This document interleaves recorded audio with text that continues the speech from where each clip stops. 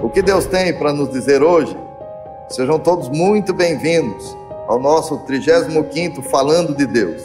E hoje, um programa mais que especial, o Falando de Deus hoje, mais uma vez recebemos aqui pastor Gesiel Freitas, e juntos iremos tratar do seguinte tema: como vencer as dificuldades do mundo pela fé?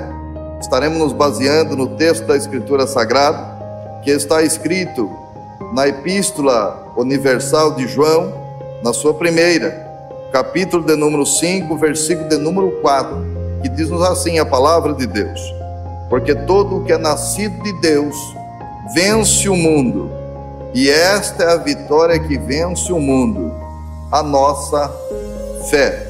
E você, venha conosco nessa nossa sala de prosa, falando de Deus. A paz do Senhor, pastor Gesiel Freitas. A paz do Senhor, pastor Marcos Pavan, a paz do Senhor a todos os nossos espectadores do Falando de Deus e a todos os amigos que acompanham esse podcast, que tem sido uma bênção. Tem trazido não só esclarecimento, informação, mas principalmente edificação. E isso acho que é o maior atrativo, o ponto mais sedutor desse programa é exatamente essa capacidade de levar, promover nas pessoas a edificação espiritual. Isso é insubstituível. E os temas que nós procuramos trazer aqui são temas que são de puro elevo espiritual e que raramente a gente vê esses conteúdos com esses temas a qual a gente escolhe a dedo. Raramente a gente vê aí nas mídias sociais aí tratando desse assunto.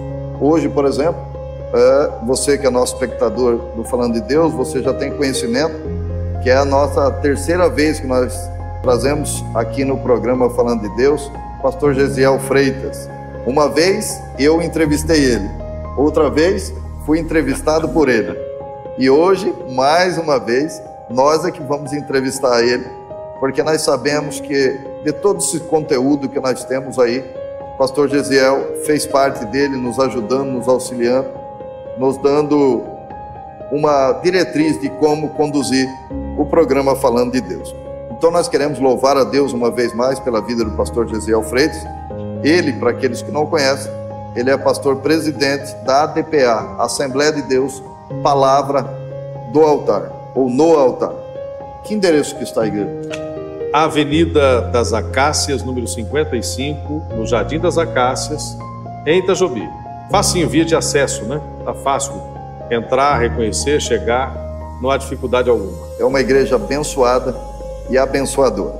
Bom, sempre quando nós trazemos aqui os nossos convidados, nós já vamos direto ao assunto. O pastor Gesiel já está a par.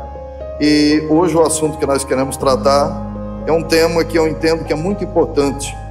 Como vencer as dificuldades no mundo pela fé? E a primeira pergunta que quero fazer ao amado pastor: o que é fé? Essa pergunta é muito interessante e penso que ela seja muito oportuna exatamente para a abertura, para o início da nossa conversa. Em primeiro lugar, eu gostaria de desmistificar o que algumas pessoas interpretam como sendo fé. A primeira coisa que a gente precisa desmistificar é o fato de que a fé é uma crença comum.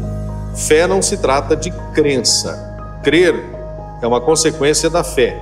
E aqui eu quero fazer uma distinção muito clara.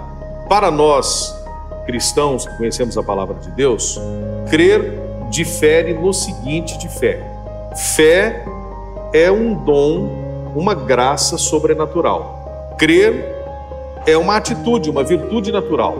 E isto consiste no fato de que, para crer, você precisa ver o objeto da sua crença. Nós cremos em tudo aquilo que é palpável e visível. Nós cremos em tudo aquilo que nós podemos tocar. Eu creio que o pastor Marcos está sentado diante de mim, porque eu estou vendo o pastor Marcos aqui. Então isto é crer. Eu creio naquilo que vejo, naquilo que eu posso prever.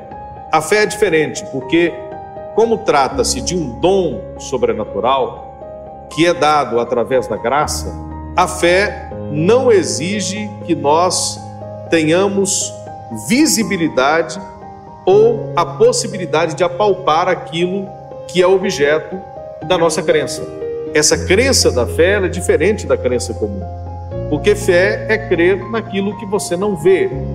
A Bíblia diz isso com muita propriedade na carta aos Hebreus, capítulo 11, versículo 1. A fé é a prova daquilo que você não vê. Então a fé, ela, acima de tudo, é uma virtude sobrenatural, é um dom sobrenatural. Mas é também importante, já nesta primeira pergunta, a gente lembrar que fé não é só esse dispositivo que para alguns funciona como mágica, que mesmo crendo sobrenaturalmente, através dele você alcance alguma coisa. É muito mais profundo que isso. Veja, por exemplo, que a palavra fé, ela no Antigo Testamento só aparece 2 vezes. No Novo Testamento ela aparece inúmeras vezes. No Antigo Testamento, a primeira vez que a palavra fé aparece é no livro de Deuteronômio, o 5º livro do Pentateuco, no capítulo 32 e no versículo 20. Quando Moisés está instruindo pela última vez o povo, e ele então recebe a inspiração para o que nós chamamos de Cântico de Moisés, e este cântico inclusive será cantado pós-arrebatamento no céu pela igreja. Quando Moisés constitui este cântico, que também é uma atitude de despedida, porque ele está para partir e deixar Josué como sucessor no seu lugar, neste cântico Moisés relembra o povo dos milagres que Israel havia recebido. E ele começa a falar desses milagres e de como Deus tirou o povo da escravidão e fez daquele povo que era apenas escravo, estava subjugado na escravidão, que era um povo exilado, fez daquele povo uma nação. Falando disso, Moisés mostra que o povo também foi ingrato ao Senhor. E quando a gente começa a ler com bastante atenção o capítulo 32, a gente vai perceber que, através de Moisés, Deus cobra o povo pela sua infidelidade. O povo foi infiel e, contemplando deuses estranhos que nunca antes conhecera, o povo começou a adorar ídolos, a virar as costas para Deus em muitas circunstâncias e cultuar ídolos, deuses diferentes. Deus se irrita com aquilo e Deus chega a dizer ao povo de Moisés, ao povo de Israel, liderado por Moisés, que este povo o provocara aos ciúmes. Deus havia ficado enciumado, porque era Deus quem havia libertado o povo. Todavia, o povo passou a adorar outros deuses. Então, falando disso, eu vou pedir licença aqui para lançar a mão da Bíblia, que é o nosso manual de fé. Então, Deus fala com Moisés no capítulo 32 de Deuteronômio e ele transmite esta palavra ao povo. Diz assim no versículo 20: esconderei o meu rosto deles e verei qual será o seu fim, porque são geração de perversidade, filhos em quem não há lealdade. Acima de tudo e antes de tudo, fé é um ato de lealdade a Deus. No grego, no Novo Testamento, a palavra fé é gerada a partir da palavra pistis. Essa palavra significa fidelidade. Então, fé não é simplesmente o ato de crer. Fé é o ato de ser leal ao Deus da sua crença. Fé é o ato de ser fiel a Deus. Partindo desse princípio, nós vamos entender o seguinte: tudo que nós recebemos de Deus está condicionado à nossa postura de fidelidade ao Senhor. Se não houver fidelidade, nós não podemos alcançar nada de Deus. Portanto, fé nada mais é que lealdade a Deus. Fé é fidelidade aos princípios divinos. Que coisa boa, que aula, que coisa maravilhosa. Esse é o Falando de Deus, sempre trazendo esses assuntos para essas dúvidas serem jogadas por terra mesmo. E as pessoas que nos acompanham têm ciência disso e nos acompanham por isso, de que o foco desse programa é exatamente isso: anunciar as verdades bíblicas. O que nós falamos aqui são assuntos verdadeiros, assuntos que têm comprovação ortodoxa, bíblica, e que por isso que traz por título, por nome, esse programa Falando de Deus. A segunda pergunta, amado pastor: o que significa ter fé em Jesus? Ter fé em Jesus está diretamente ligado ao conceito de fé na era da graça. O tempo da graça, que é este tempo que nós estamos vivendo agora. A Bíblia diz, na carta que o apóstolo Paulo escreve aos Romanos, ou escreveu aos Romanos, que a fé vem pelo ouvir. e o ouvir pela palavra de Deus. Portanto, ter fé em Jesus nada mais é que ouvir o Evangelho de Jesus Cristo, ouvir através do seu Evangelho o que foi que Jesus Cristo fez para nos salvar, visto que nós estávamos separados de Deus pelo pecado do Éden, provocamos Deus a ira, como acabamos de ler aqui em Deuteronômio 32 e 20, ainda no Antigo Testamento, quando o povo foi infiel a Deus, sendo liderado por Moisés. Então este povo desviou-se de Deus. Quando o homem caiu no Éden, ele afastou-se de Deus, ele distanciou-se de Deus. Ao distanciar-se de Deus, estando separado de Deus, provocou em Deus dois sentimentos. O primeiro sentimento, sentimento de tristeza, de revolta, porque o homem que Deus fez perfeito lhe virou as costas no Éden. O segundo sentimento, o sentimento de desejo de reconciliar o homem consigo. Note, eu sempre digo isso, que Deus não precisa de nós. Nós é quem precisamos desesperadamente de Deus. Por estarmos separados de Deus, o nosso caminho comum seria a condenação eterna. Não há nada pior do que ser condenado à separação de Deus. Aliás, foi o grande sentimento de Jesus Cristo quando estava crucificado. Uma das suas últimas, mais intensas e angustiantes frases foi quando ele disse: Lemá, lemá, sabactani, em aramaico. Deus meu, por que me desamparaste? Ele sentiu a ausência do Pai. Ele sentiu a separação do Pai pelo pecado. Que momento e ele, um momento de tristeza. E ele estava ali exatamente por essa razão, para nos unir de novo ao Pai, para nos reconciliar ao Pai. Ele assumiu todos os nossos pecados. O peso dos nossos pecados estava sobre ele.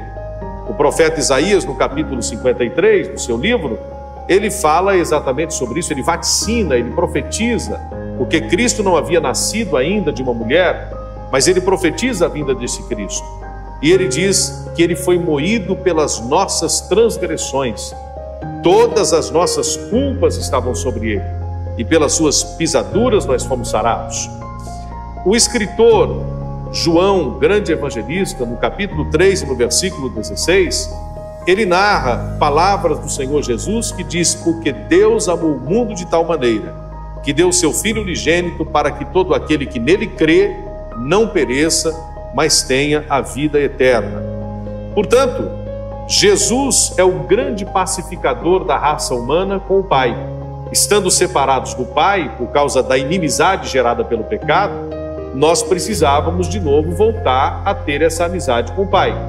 E só quem poderia fazer isto era o Senhor Jesus. Não em vão, o escritor, em primeira carta a Timóteo, capítulo 2 e versículo 5, o apóstolo Paulo escreve: porque há um só mediador entre Deus e os homens, Jesus Cristo, homem. Em Atos dos Apóstolos, capítulo 4, versículo 12, nós lemos o seguinte: porque em nenhum outro nome debaixo do céu há salvação, senão no nome do Senhor Jesus Cristo. O que é ter fé em Jesus Cristo? É a pergunta que o Senhor me fez. Sim. É crer piamente na salvação que Jesus Cristo nos proporciona, nos oferece e nos propicia através do Calvário. É crer inabalavelmente nela. É crer que nenhum outro ser, nenhum outro padroeiro, nenhum outro nome, nenhum outro herói da fé pode nos levar até o processo da salvação, porque quem morreu no Calvário por nós foi o Senhor Jesus Cristo. Portanto, João 3,16 diz exatamente isso, que Deus amou o mundo de tal maneira que deu seu Filho unigênito para que todo aquele que nele crê, e esta crença é a crença do dom da fé, não pereça, mas tenha a vida eterna. O texto segue dizendo: porquanto quem crê no Filho de Deus já está salvo, mas quem não crê já está condenado. Ter fé em Jesus é ser fiel ao Evangelho que diz que só Jesus pode nos salvar. É ser leal ao único homem que foi capaz, que pôde, que teve condições e moral para enfrentar o duro Calvário, a dura cruz, morrer por nós e nos reconciliar com o Pai. Isto é ter fé em Jesus. Essa frase, reconciliou-nos com o Pai, é em cima disso que a gente vive, levanta, vive o dia e vai dormir, sabendo que somos salvos por meio de Cristo Jesus, em Cristo Jesus. Essa frase, reconciliou-nos com o Pai, é gloriosa. E Ele nos deu esse privilégio de termos uma amizade agora com o Pai, por Jesus Cristo, aquele que crê. O apóstolo Paulo retrata novamente isso quando na carta, em sua epístola aos Romanos, capítulo 5, versículo 1, ele diz o seguinte: sendo, pois, justificados pela fé, nós temos paz com Deus por Jesus Cristo, nosso Senhor. Depois, na mesma carta aos Romanos, no capítulo 8, no versículo 1, Paulo escreve o célebre versículo, que é do coração de todos os grandes evangelistas e pregadores do mundo. Eu não consigo me imaginar há 36 anos pregando o Evangelho, numa cruzada, num palanque, num púlpito, na rua, na praça, pregar sem citar pelo menos uma vez Romanos 8:1. Portanto, agora, nenhuma condenação há para quem está em Cristo Jesus. Para aqueles que estão em Cristo Jesus, que não andam segundo a carne, mas andam segundo o Espírito. Portanto, isso é um resultado da reconciliação. Hoje eu posso botar a cabeça no travesseiro, o senhor pode botar a cabeça no travesseiro e dormir tranquilo, porque aquele que nos guarda não é nosso inimigo, ele é nosso amigo. É o Deus Todo-Poderoso que nos reconciliou com Ele mesmo através da morte do seu Filho Jesus Cristo e nos devolveu essa amizade. Hoje nós podemos conversar com Deus de qualquer lugar. A gente está aqui agora gravando esse programa na presença de Deus e nós podemos clamar que Ele nos ouve e nos atende, porque agora nós voltamos a sermos amigos de Deus. Que coisa maravilhosa! No decorrer da fé cristã, vem muitos palavreados e algumas frases, que algumas são mitos, outras são verdadeiras. Existe uma frase que eu queria ouvir do pastor, uma frase acerca da fé, que o pessoal costumeiramente diz. O termo usado é: use sua fé para vencer. Isso é correto? Usar a sua fé, o termo usar a sua fé, use a sua fé para vencer. Olha, talvez eu te surpreenda com a resposta. É absolutamente correto. Porque tudo que envolve a prática do Evangelho, a prática cristã, parte do pressuposto da fé. Ora, nós estamos aqui falando de coisas espirituais, estamos falando de Deus e da sua palavra, porque a fé nos fez crer que tudo isso é real. Um dia nós fomos alcançados pela palavra do Evangelho, ela provocou em nós uma grandiosa transformação. E essa transformação só foi possível porque nós abrimos a porta dos nossos corações e cremos na palavra que transforma. Foi por causa desta fé que nós chegamos até aqui onde nós estamos. E querendo Deus, prosseguiremos caminhando até o desfecho da nossa fé, que é a salvação eterna. Aliás, a melhor decisão que alguém possa tomar. A maior decisão de todas que alguém possa tomar é a decisão de crer em Cristo como seu Salvador, de entregar a sua vida para Jesus, de entregar a sua vida para Deus, como você queira entender. Portanto, partindo do pressuposto da fé, é importante a gente pensar que não há a menor possibilidade de qualquer pessoa ser salva sem ter fé em Jesus Cristo. O ato da salvação é um ato de fé. E nós devemos compreender que o ponto de partida para todas as outras conquistas na nossa vida, maiormente na vida espiritual, o princípio, a força motora é a fé inicial para a salvação. Veja, nós temos uma separação teológica que se faz para a melhor compreensão do que é a fé. Nós temos dois tipos de fé, a chamada fé comum. A fé comum é a fé que é válida para todos os homens. Todos os homens podem acessá-la facilmente. Que fé comum é esta? É a fé para a salvação. Paulo fala dela na sua carta aos Efésios, no capítulo 2, versículo 8 a seguir. Paulo diz assim: porque pela graça sois salvos, por meio da fé. Isso não vem de vós, é dom de Deus. Versículo 9. não vem das obras para que ninguém se glorie. Então, o princípio da salvação é a fé. Tudo na nossa vida cristã é movido pela fé. Porque se eu não tiver fé para ser salvo em Jesus Cristo, eu também não terei fé para alcançar todas as outras bênçãos advindas da salvação. Por exemplo, cura divina. Eu não posso alcançar se eu não crer no Cristo que salva. Eu não posso alcançar um sinal, uma maravilha, um milagre na minha vida, seja ele qual for, se eu não crer no Cristo que salva.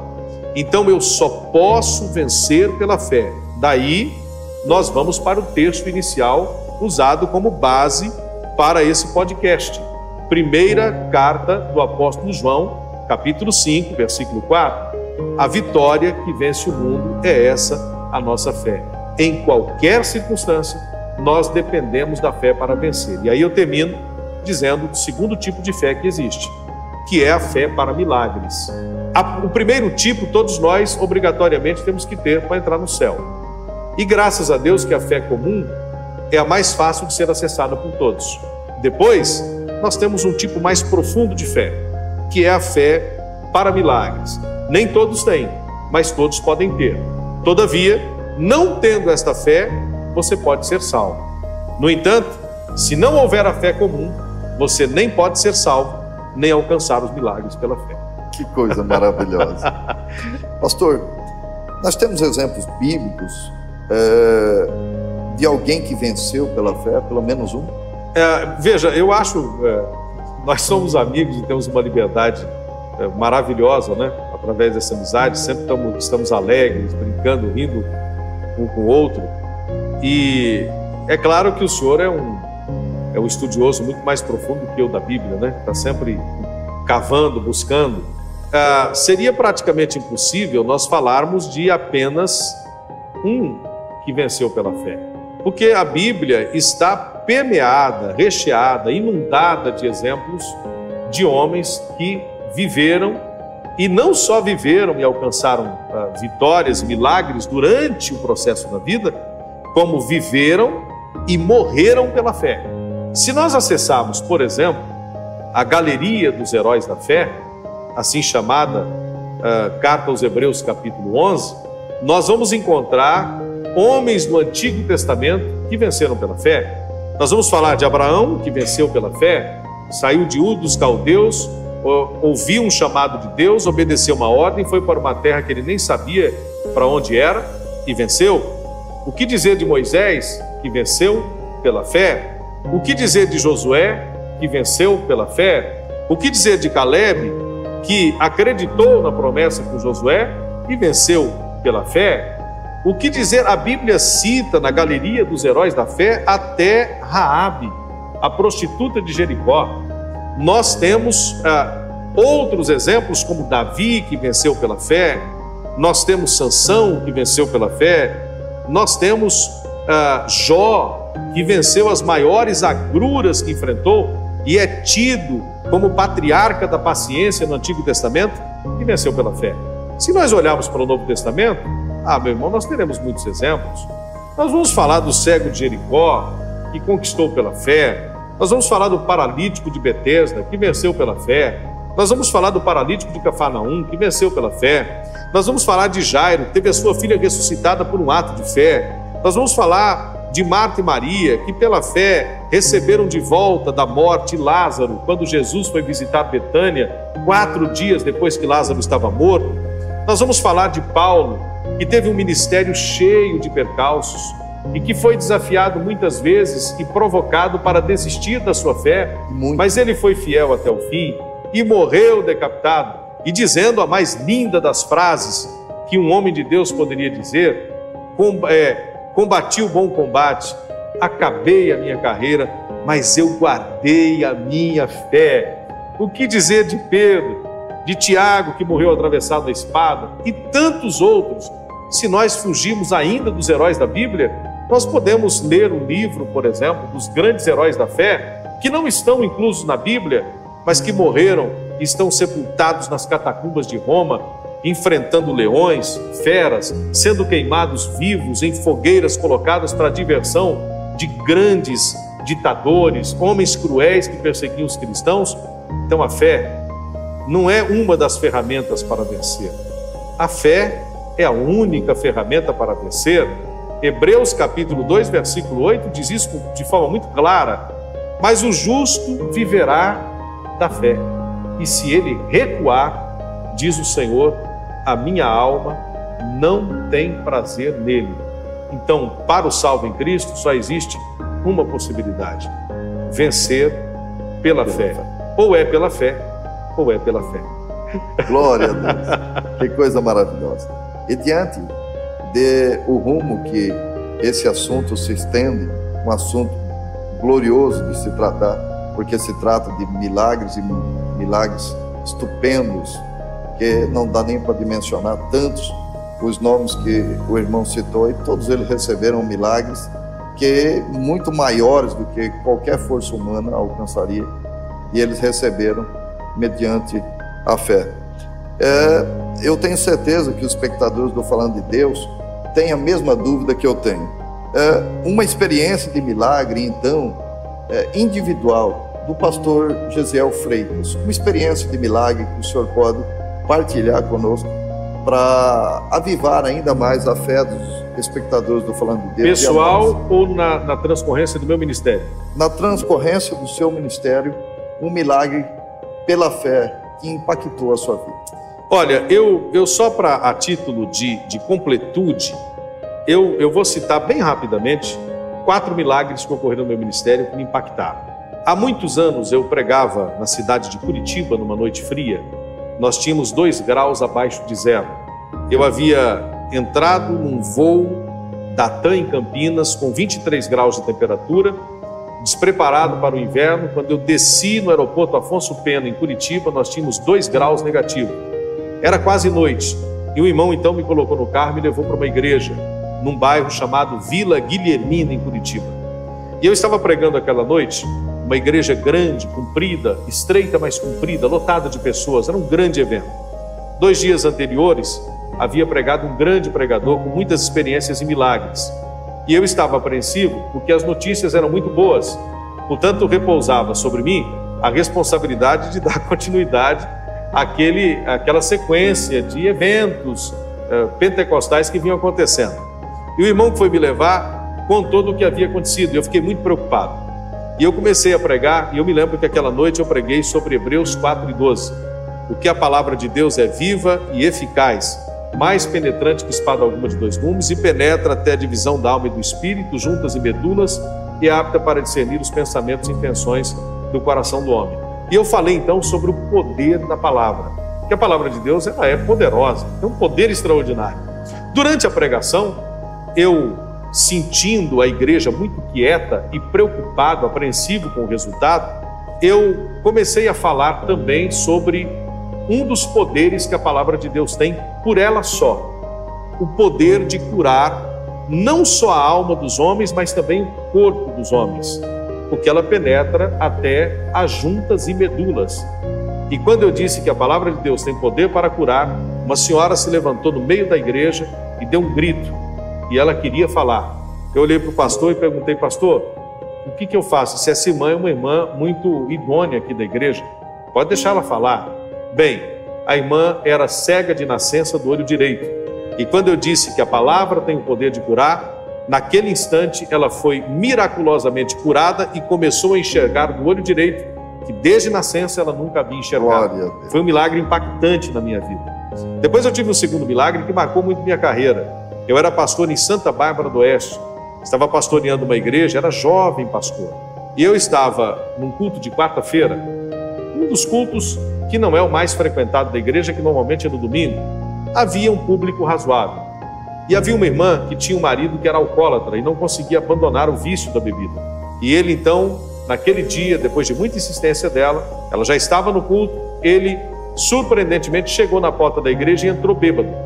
Ele estava todo inchado, o rosto todo inchado, cheirando cachaça, se sentou num dos bancos da igreja com auxílio de um diácono e começou a ouvir a palavra. Eu estava pregando naquela quarta-feira e eu estava falando exatamente sobre libertação. E quando eu terminei a mensagem, eu convidei as pessoas a aceitarem a Cristo, aquelas que desejassem, e aquelas que precisavam de um milagre para virem à frente.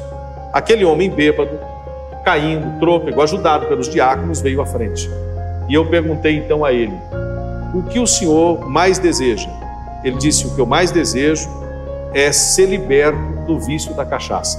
Quando ele disse isso, eu coloquei a igreja de pé, todos direcionaram as mãos para ele e nós começamos a orar. Quando nós começamos a orar, nós sentimos um odor muito forte de álcool, de cachaça, invadindo todo o ambiente do templo. Aquele homem que estava vermelho e inchado foi retomando sua cor natural, foi desinchando na frente do altar durante a oração, e quando nós terminamos a oração, ele não estava mais embriagado, ele estava perfeitamente são, desinchado e sem cheiro de cachaça, abraçado à sua esposa, chorando copiosamente, liberto do vício da cachaça. Instantaneamente. Tive um terceiro milagre que me assombrou bastante. Eu estava pregando na cidade de Poços de Caldas, uma noite também muito fria. Isso por volta de 2006, mais ou menos, 2005. E diante do púlpito, quando eu estava pregando, havia uma moça de aproximadamente 16 anos de idade, tomada por uma legião de demônios. E os demônios começaram a se manifestar através das expressões da moça.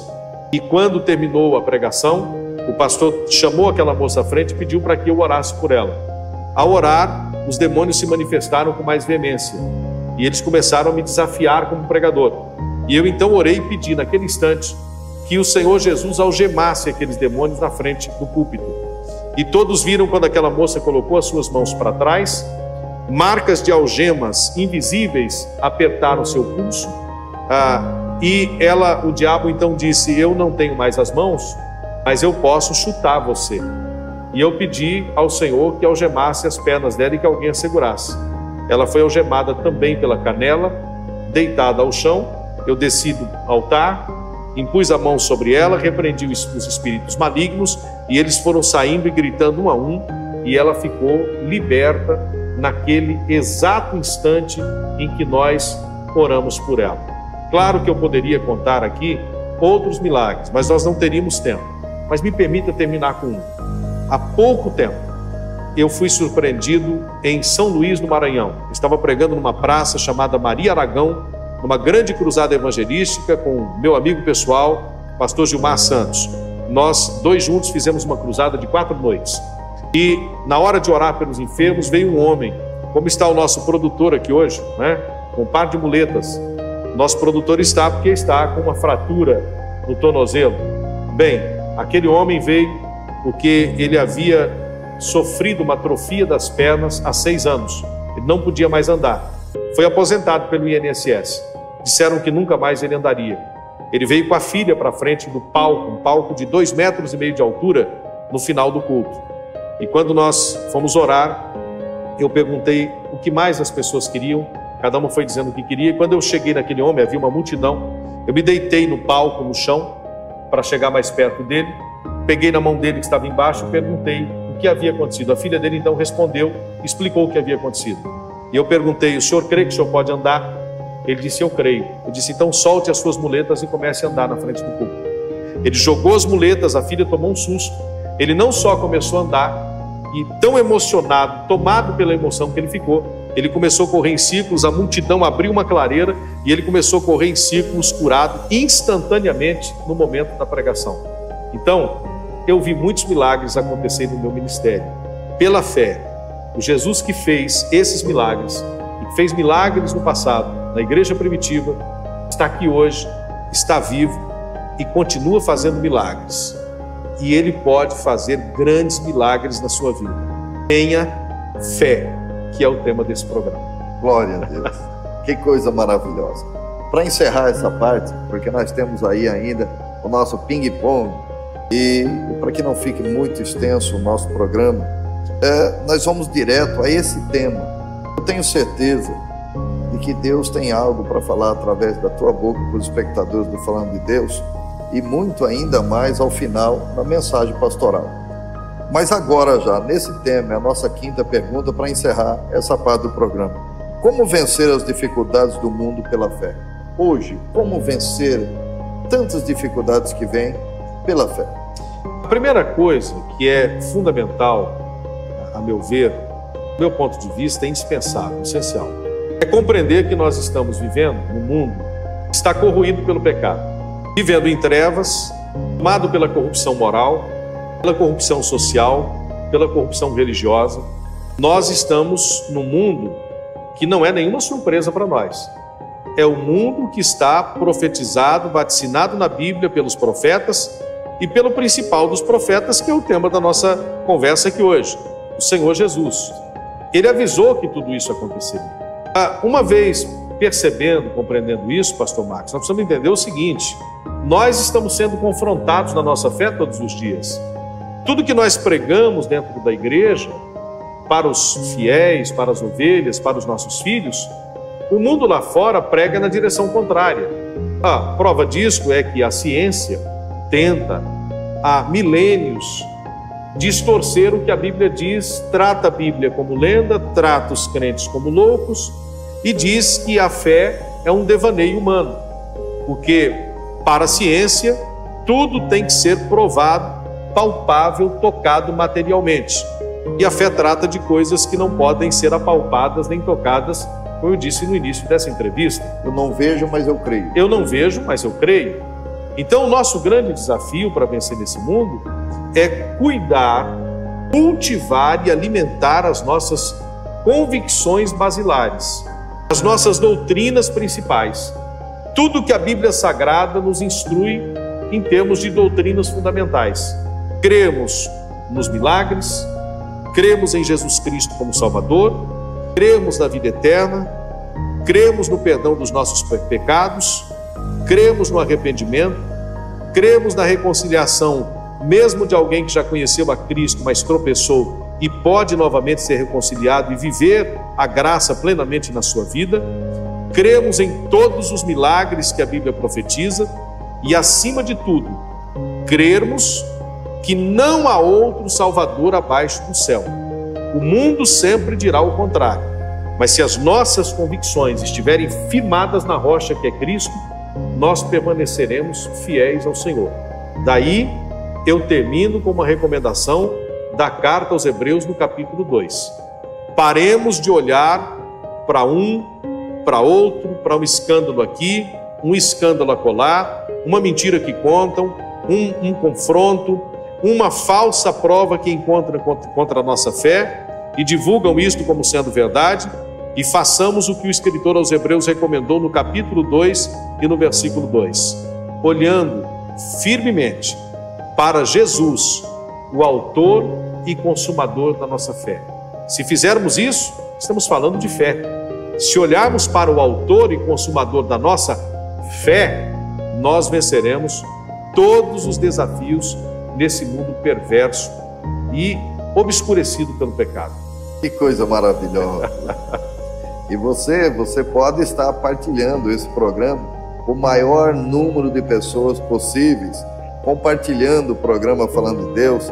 Esse programa que, para você ter acesso nele, você entra lá no nosso canal no YouTube, o canal Programa Verdade Bíblica, e dentro do programa Verdade Bíblica vai ter os 35 programas falando de Deus, e temos lá mais de 150 mensagens lá do pastor Marcos Pavan, é esse que vos fala, e você vai ser certamente muito edificado. Então entre lá, assista, compartilhe, se inscreva no canal, dê um like lá, dê um joinha para que o YouTube possa subir ainda mais esses vídeos e alcançar o maior número de pessoas possíveis. Beba dessa fonte, né? Beba dessa fonte. Abençoe, não só você seja abençoado, mas abençoe outras inúmeras vidas, que nós sabemos que você tem muitos amigos e você pode partilhar com eles um programa abençoado como esse. Boa prosa, né? Boa prosa, excelente prosa. É uma pena que a gente é sempre regido pelo Cronos, né? Pelo relógio, que a vontade era a gente prosseguir. E a minha alegria é falar sobre as coisas de Deus, né? Falando de Deus. O nome do programa. O nome do programa é falar do amor de Deus, da fé em Cristo. E você percebe que quando a gente começa a falar, a porta se abre, a inspiração vem e a gente não quer parar, né? Verdade. O nosso conhecimento não é decorado, é inspirado. É inspirado, é então, isso. Então, é uma fonte que nunca vai nos faltar. Inspirado e vivenciado. Existem dois tipos de experiências no mundo. A experiência teórica, muita gente tem. É a teoria. Muita gente sabe falar muito bem a respeito de Cristo. Mas a maior de todas as experiências é a experiência empírica. É aquela vivida. É aquela que nós vamos colecionando, juntando ao longo da vida. O senhor, desde criança, crente em Cristo Jesus. O senhor já imaginou? Eu que sou jovem, há pastores muito mais velhos, muito mais atualizados, muito mais experientes que nós. Quantos testemunhos? Não é? Agora, eu que tenho 36 anos de pregação, quantos testemunhos eu não tenho de pregação? 27 anos de pastorado, quantas coisas eu já não vi a respeito da fé. Então, falar dessas experiências é maravilhoso. Glorioso. Eu agradeço a Deus por essa oportunidade tão rica de estar aqui. Eu não sei se os espectadores já enjoaram da minha presença aqui, mas é muito bom. De forma nenhuma. Nós nos sentimos privilegiados, nós aqui do Falando de Deus. Tenho certeza também, todos os espectadores também se sentem privilegiados de poder receber do pastor esse compartilhamento de experiências e de conhecimento bíblico, para que possa alavancar ainda mais a fé dos espectadores do Falando de Deus e a nossa fé aqui também, aqui nós do programa Falando de Deus. Nós vamos estar agora no momento do ping-pong, esse momento já, que pena, já encaminhando para o final do nosso programa, e nós temos pouquíssimas perguntas aqui, mas que os nossos espectadores podem conhecer um pouco mais profundamente a pessoa do amado pastor Gesiel Freitas. Então, nesse nosso ping-pong, qual o maior acontecimento que aconteceu na vida do pastor? De todos, nascimento de filho, consagração ao ministério, viagens, surpresas da vida, o maior de todos foi, sem dúvida, convictamente, o dia em que eu fui batizado com o Espírito Santo. Essa foi a maior experiência, a mais fantástica de toda a minha vida. Quando eu fui batizado com o Espírito Santo, isso ocorreu em 1996. Eu fui batizado com o Espírito Santo num culto no domingo pela manhã. Esse foi o maior acontecimento. E a minha vida e o meu ministério mudaram. Embora eu já pregasse há muitos anos, a minha vida e o meu ministério, a robustez disso, a envergadura disso, a essência disso, mudou muito depois do batismo do Espírito Santo. Recebeu a promessa. Recebi a promessa. Quem prometeu é fiel para cumprir. Cumpriu. E ele cumpriu. E foi o maior evento, a maior alegria, a maior experiência que o pastor teve. Foi essa na sua vida. Lidimão, também queremos saber, quando o Senhor está pregando, qual a expectativa do resultado dessa pregação? Acho que é a expectativa de todo pregador. É claro que com o passar dos anos, nós todos vamos nos tornando mais experientes e, consequentemente, temos um maior controle das nossas emoções, né? Mas acredito que todo pregador, enquanto está pregando, tem pelo menos duas expectativas. A primeira é de ser ouvido pelo seu público, é de ter a atenção do seu público. Talvez essa seja a parte mais difícil. Dizem já os especialistas em homilética, eu tive o privilégio de dar aula dessa matéria durante alguns anos, que os primeiros 10 minutos de uma mensagem são os mais sofríveis do pregador, porque ou ele ganha o público ou perde o público.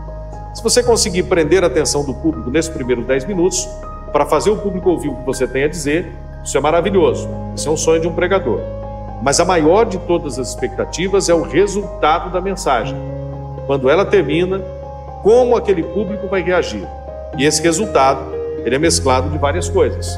Pessoas que creem no teor da mensagem, seja ela de milagres, maravilhas, e especialmente salvação de almas. As pessoas serem convencidas dos seus pecados, confrontadas em suas consciências, serem movidas e levadas ao arrependimento, consequentemente serem conduzidas a um ato de confissão e entregarem-se a Jesus diante do altar. Essa é a maior expectativa de todo pregador do Evangelho, ver almas se rendendo aos pés de Cristo. E do pastor Gesiel Freitas também. Também. Os nossos espectadores do Falando de Deus, certamente alguns ou inúmeros dos que estão nos acompanhando, já conhecem o senhor pessoalmente, certamente o senhor já pregou na igreja que essa pessoa congrega. Agora, talvez tenham alguns ainda que vão vir a convidar o senhor ainda para que o senhor esteja por lá, e eles às vezes querem saber já com antecedência a comida que o senhor mais prefere.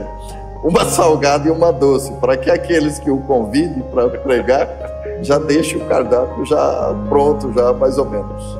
Eu tive a felicidade de ter pais que me educaram muito bem nesse aspecto. Meus pais me ensinaram a comer de tudo.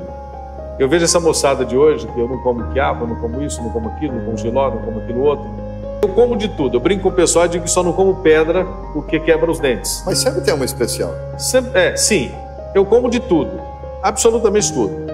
Tem algumas comidas que eu não tenho atração por elas, mas a primeira de todas, eu disse uma salgada e uma doce. Eu não sei se é preferência de todo mundo, né? Mas eu sou um elemento carnívoro. Eu sou louco com churrasco. Eu gosto demais de um bom churrasco. Embora eu goste de pizza, uma série de coisas, mas churrasco. Churrasco para mim é uma comida boa, até porque eu como com uma certa tranquilidade de consciência, porque carne é proteína e não engorda, não é? Então eu como com tranquilidade. E uma doce? Canjica feita com milho amarelo. Eu amo canjica. Dos doces, acho que é o meu preferido. Se é 90% dos seus entrevistados diriam chocolate. Não, eu prefiro a canjica de milho amarelo. Bem cremosa. Vocês já sabem, anotem aí, então, na agenda, quando for levar o pastor Gesiel para ministrar aí, vocês já sabem, então, churrasco e canjica amarela. Embora o senhor sabe que eu estou convivendo com uma repentina e altíssima intolerância à lactose e tem que tomar um comprimidinho de lactose antes de comer. Não tem problema, a gente toma quantos comprimidos forem necessários, mas eu não fico sem a canjica. E a pipoca na hora de deitar não pode faltar? Não, a pipoca todos os dias. Essa daí, todos os dias, essa não falta. Essa daí... Eu só não disse pipoca, porque vá que eu vou aí pregar em algum lugar, me dão pipoca depois, né? Mas a pipoca é aquela hora do relax, na hora de dormir, às vezes assistindo uma boa série, um bom documentário. Todos os dias, infalivelmente, eu como pipoca. Que coisa boa. Eu já compro direto dos fornecedores. Que coisa boa. Queridos, nós estamos encaminhando para o final do nosso programa, mas ainda tem, do ping-pong, uma pergunta que eu tenho certeza. O pastor vai responder em poucas palavras, mas vão ser, certamente, uma palavra que vai edificar a sua alma. E essa pergunta, pastor, vá pensando aí. Sua maior esperança. Mas aguarde um pouquinho, porque já também, pastor Gesiel, vai estar nos deixando uma mensagem pastoral, óbvio, acerca do tema fé que nós estamos tratando hoje. Então agora primeiro nós vamos ouvir qual é a maior esperança do pastor Gesiel Freitas. E logo em seguida, pastor, já aí em decorrência da sua resposta, também que mensagem pastor Gesiel Freitas deixa a nós aqui do Falando de Deus e também de todos os nossos espectadores hoje, nesse nosso 35º programa Falando de Deus. Olha, embora a resposta possa parecer caricata e para alguns até funcionar como se fosse um jargão ou simplista demais, contudo, para mim particularmente, essa é a única resposta que eu posso dar e ela é uma resposta sincera, convicta, que parte do âmago da minha alma. A minha maior esperança, cada vez mais intensa, latente, desejosa, profunda, ansiosa, é a esperança do arrebatamento. Eu estou esperando Cristo buscar a igreja, porque decididamente o mundo tornou-se muito estreito para a igreja. Chato. Muito chato para a igreja. Nós estamos no mundo apertado para a igreja. Nós estamos naquele princípio de dores em que aquela que está para dar à luz comprime a sua musculatura, os ossos da bacia, a pelvis, para fazer a criança nascer. Nós estamos vivendo esse momento. Isso me faz desejar, ansiar cada vez mais, porque todos esses princípios estragados, falidos, destruídos que o mundo prega, eles não servem para nós. Então nós estamos, eu estou dizendo, a minha alma está dizendo, em relação a essa esperança, Maranata, ora vem Senhor Jesus. Com base nisso, esta é a mensagem que eu quero deixar aos nossos espectadores do Falando de Deus. Esse programa está sendo gravado hoje é dia 9 de fevereiro, nós estamos gravando esse programa. E não há problema nenhum em citar essa data, independente do dia que o programa for ao ar. Por que eu faço questão de citar a data? Porque há aproximadamente 3 dias, 4 dias, nós tivemos um dos piores terremotos da história da humanidade. Sofremos um terremoto na Turquia que é o de maior magnitude no último século. Eu li uma matéria sobre isso hoje. Na Turquia, então, nem se fala. 7,2 ou 7,6 na escala Richter. Bem, até hoje, na hora do almoço, nós já tínhamos o saldo de mais de 11 mil mortos nesse terremoto. Muito triste. Muito triste. Imagens tristes percorreram o mundo, como, por exemplo, a imagem de um pai segurando a mão da filha que está morta debaixo dos escombros, aguardando que venham resgatar o seu corpo. Como aquela irmãzinha com o braço debaixo do escombro, protegendo a cabecinha do seu irmão ou da sua irmãzinha, para que ela não fosse morta no terremoto. E outras milhares de pessoas que perderam as suas vidas. Hoje eu tive a alegria de ver uma família de 5 pessoas ser resgatada dos escombros. Bem, mas onde eu quero chegar? Só para quem não conhece de forma alguma a palavra de Deus, para ignorar o fato de que as profecias bíblicas estão se cumprindo. O Senhor Jesus está voltando. Nós estamos com o Senhor Jesus às portas. A mensagem que eu quero deixar, pastor Marcos, ela tem a ver com o tema do programa, com a nossa fé. A nossa fé não pode vacilar agora.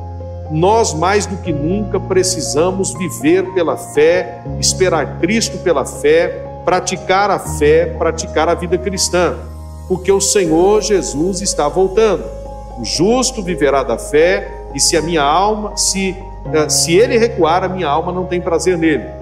E eu termino com o texto do Evangelho de Mateus, capítulo 24, onde o Senhor Jesus diz que, por se multiplicar a iniquidade, o amor de muitos esfriaria, mas aquele que perseverar até o fim será salvo. Então este momento é momento de fortalecer a nossa fé. Essa é a mensagem que eu quero deixar a você, espectador do Falando de Deus. Cultive a sua fé, alimente a sua fé, busque a Deus acima de todas as coisas. Saiba que Satanás, o arqui-inimigo de Deus, inimigo das nossas almas, ele está pelejando e vai lutar mais do que nunca contra a sua fé. Cumpre-se agora de maneira muito latente o texto que Pedro escreveu. O diabo, vosso adversário, anda em derredor, bramando como leão, procurando a quem possa tragar. Mas a minha Bíblia diz que enquanto ele anda em derredor, o anjo do Senhor se acampa ao redor dos que o temem e os livra. Permaneça firme, convicto da sua fé, porque Jesus está voltando. Que coisa maravilhosa, que coisa boa, que programa. Queridos e amados espectadores do Falando de Deus, assim foi o nosso 35º Falando de Deus, com esse tema glorioso, maravilhoso, edificador. E você pode ser transformado por uma mensagem como essa, hoje nesse nosso programa. E você pode ser um canal de bênção para transformar, para ajudar nesse processo de transformação na vida de outras pessoas que você tem acesso a elas. Compartilhe, seja pelo WhatsApp, seja pelo Facebook. Compartilhe o máximo que você puder essa mensagem. Eu tenho certeza que aonde chegar esse programa, vidas e vidas vão ser abençoadas. Aleluia. Esse programa realmente, hoje, ele vai fazer ou trazer o resultado que tanto nós esperamos, que é a glorificação de Deus, a santificação ou edificação dos salvos e a salvação dos perdidos. Esse é o nosso foco, esse é o nosso desejo.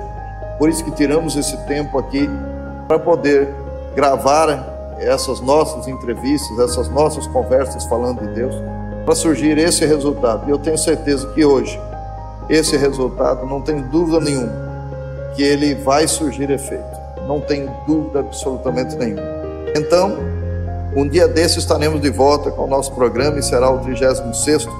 Mas antes de nós nos despedirmos hoje, eu quero fazer uma oração em conjunto, pastor, em favor daquelas pessoas, em favor dessas pessoas que estão nos acompanhando, independente da data que elas estiverem nos vendo e ouvindo, que o Senhor Jesus possa nos inspirar também nessa oração e usarmos a nossa fé juntos aqui, para que aonde chegue essa nossa voz, aconteça o milagre que tantos esperam, que tantos nós pregamos e esperamos que sempre também ele aconteça.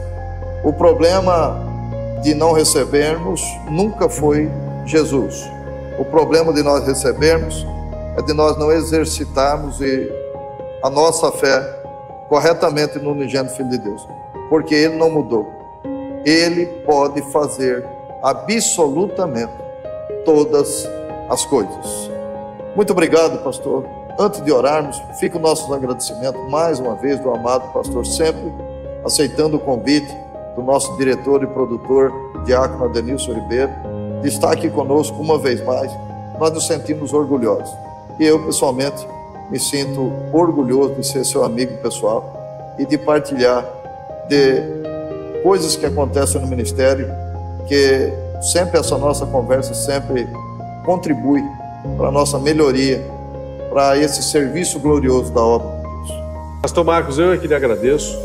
Agradeço a Deus pelo privilégio, porque antes de qualquer coisa, é bom que o público saiba que o pastor Marcos é meu particular amigo. Nós somos amigos particulares. Eu tenho desfrutado da sua amizade, da sua lealdade, do seu companheirismo, e essa porta tem se aberto para que a gente esteja aqui sempre falando de Deus, das coisas de Deus. Então, eu agradeço ao senhor por essa oportunidade de estar aqui mais uma vez. Agradeço aos seus espectadores do Falando de Deus. Eu muito obrigado a vocês pela paciência de ouvir essa entrevista, de ver essa entrevista. Distribuam essa entrevista, enviem para outras pessoas, indiquem para alguém, porque é a nossa fé que está sendo confrontada todos os dias. Muito obrigado ao nosso produtor, Adenilson Ribeiro, está ali sempre com aquele trabalho minucioso, detalhista, um instrumento nas mãos de Deus, e a gente percebe que faz com muito amor. Para quem não sabe, está do outro lado da câmera, ele está aí com o tornozelo quebrado, né, pulando com o pé só de lá para cá no estúdio, para poder fazer as gravações. As muletas estão ali no chão, mas a gente percebe o amor que há. E onde as coisas são feitas com amor, onde a base é o amor, o resultado é só amor. Então, meu muito obrigado. Deus abençoe a todos em nome de Jesus. Coisa maravilhosa. Lembrando você que hoje nós não gravamos nos estúdios Marcos e Adenilson, nós gravamos aqui na Igreja Sede, Assembleia de Deus, Ministério de Itajubi, ADMI, e por essa razão, hoje o cenário está diferente, mas é um cenário mais que abençoado, e abençoador. Nós estamos em cima do púlpito, em cima do altar aqui, consagrado a Deus.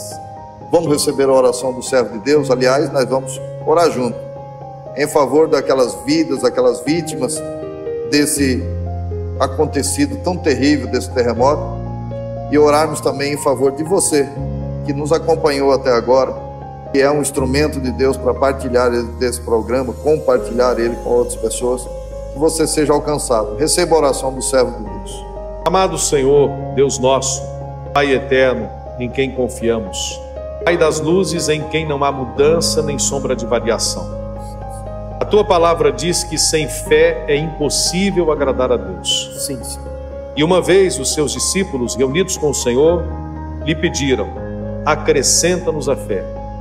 Nós sabemos que o resultado deste programa, desta entrevista, desta palavra e de toda e qualquer mensagem pregada depende da fé que cada um deposita na mensagem pelo ouvir. Mas sabemos também, Senhor, que a fé não é produzida naturalmente por nós, senão pelo milagre da graça, pela sua misericórdia, pela sua compaixão. Então eu lhe peço, Senhor, amorosamente, eu lhe peço, Senhor, suplicantemente, gere fé nos corações desses espectadores que estão ouvindo esta entrevista, vendo esta entrevista e ouvindo esta palavra que vem de Deus. Que eles possam receber a fé comum para crerem na Tua palavra, para entregarem suas vidas a Cristo e para viverem pela fé em todas as circunstâncias, seja na bonança ou na adversidade, na calmaria ou na tempestade, na doença ou na saúde. Todos vivam pela fé em nome de Jesus Cristo. Alcance aquelas vítimas desse fatídico, terrível, trágico terremoto da Turquia e da Síria. Estenda as Tuas mãos sobre aquelas pessoas com misericórdia, proporcionando a elas ainda, Senhor, a oportunidade de salvação. Que muitas delas sejam resgatadas com vida e que o Teu nome seja glorificado. Mas que, acima de tudo, Senhor, esse terremoto sirva para um despertamento naqueles que conhecem a Tua palavra e que sabem que este é apenas mais um, e apenas um, dos sinais de que o Senhor Jesus está voltando. Eu declaro sobre os Teus filhos, Pai, um acréscimo da fé, em nome de Jesus. Amém, Senhor. Amém, Senhor. Amém. Graças a Deus. Graças a Deus. Foi assim, então, o nosso 35º Falando de Deus. Um dia desses estaremos de volta com mais um programa Falando de Deus.